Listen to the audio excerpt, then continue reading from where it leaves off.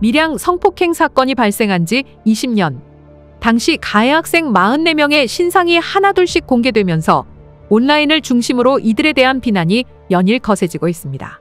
나아가 당시 수사와 재판을 담당했던 경찰관과 판사들의 신상도 털어야 한다는 주장이 나오고 있고, 실제 일부 명단은 인터넷을 통해 퍼져나가고 있습니다.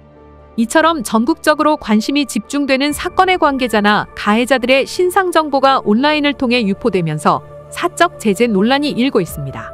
이 같은 사적 제재 논란에 대해 시민들은 어떤 생각을 갖고 있을까?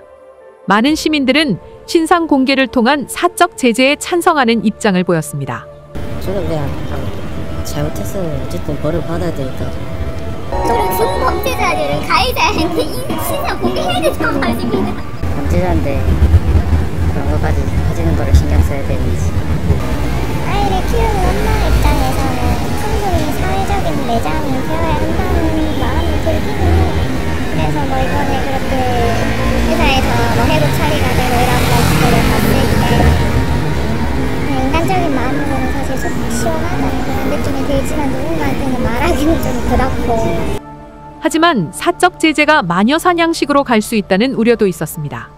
그때 행해졌던 처벌이 그렇게 세진 않았다고 알고 있거든요. 그거에 대해서는 되게 좀 더 가할 부분이 있다고 생각하는데, 사적 제재는 너무 마녀 사냥식으로 갈 수도 있다고 생각을 해요.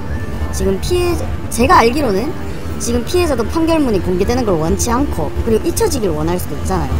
괜히 약간 다 아무런데 다시 상처를 벌리는 걸 수도 있고. 법조계에서는 일반인들의 법 감정과 실제 처벌 수위 사이의 괴리가 큰 것이 이 같은 사적 제재가 생긴 원인이라면서, 하지만 위법적인 부분이 있는 만큼 신중할 필요가 있다고 말했습니다. 현재 이제 법감정하고 그때 당시에 이루어졌던 법적인 절차에 있어서는 괴리가 상당히 크다고 볼 수가 있는데, 이런 부분에 있어서 아동 청소년 성보호에 관한 법률에서도 이제 16조를 통해서 피해자 또는 피해자 보호자에게 합의를 강요한 자에게는 또 징역 7년 이하에 처하도록 하는 법을 개정을 했고, 또 친고죄 여부도 폐지된 것은 있어서 특히나 더 괴리감이 더 심하다고 할 것인데, 지금 이 사건이 그대로 처벌을 받게 되더라도 이제 일반인들이 가지고 있는 법감정과의 괴리는 피할 수는 없을 것 같습니다. 그런데 이런 사적 제재에 있어서는 아무래도 위법적인 요소도 많이 있다 보니 좀 신중을 기해야 될 측면이 있습니다. 가해자들의 신상을 공개해서 대중들의 사법 체계에 대한 불만을 해소하는 것보다 피해자들의 잊혀질 권리가 더 소중하다는 의견도 있습니다.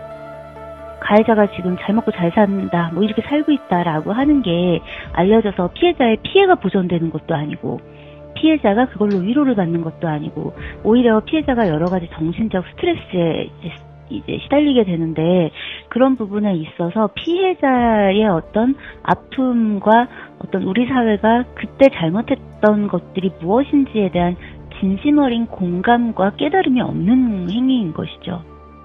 무엇보다 이번 밀양 성폭행 사건 후폭풍은 수사기관부터 법조계까지 모두가 국민의 눈높이에 맞추지 못해 생긴 일인데, 그 이후에도 제도 개선이 제대로 이루어지지 않은 점이 불씨를 키웠다는 지적이 많습니다.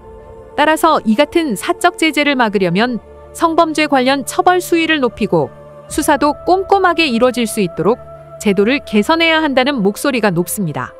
울산경제신문 ETV 뉴스였습니다.